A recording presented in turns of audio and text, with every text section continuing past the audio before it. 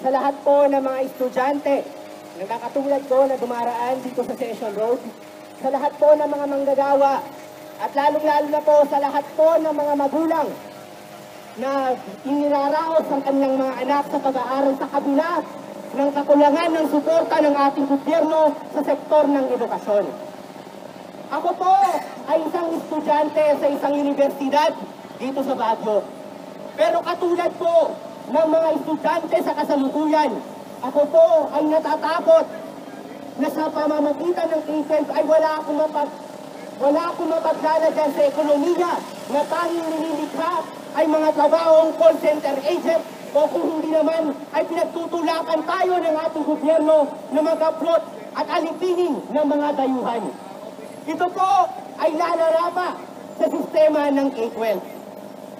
Sinasabi po sa mga datos ng gobyerno na halos 2.5 milyon Pilipino ang walang trabaho sa kasalukuyan.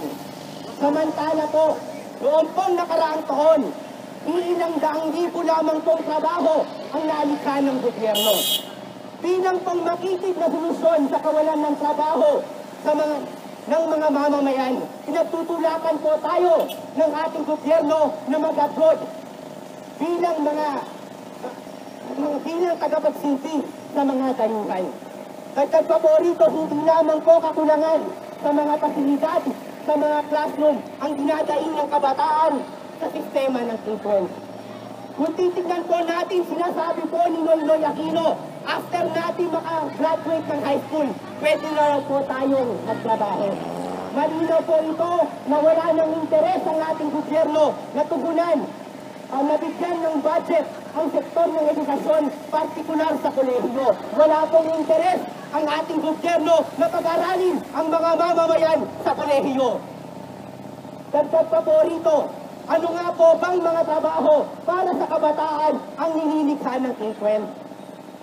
Ito po ay mga welder, mga caretaker, at kung ano-ano pa po mga trabaho sa ibang bansa. Hindi po natin minamaliit ang mga ganoong trabaho. Pero ang tanong po natin, ito lamang po ba ang kayang likhain na trabaho ni Noynoy Aquino? Kaya po, mula po sa sektor ng kabataan, kami po ay tumututol sa sistema ng K-12.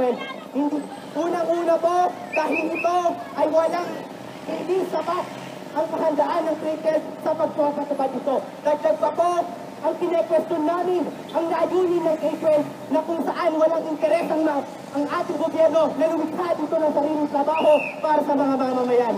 Kaya po, suspend! Suspend! Suspend! K-12! Suspend! Suspend! Suspend! K-12!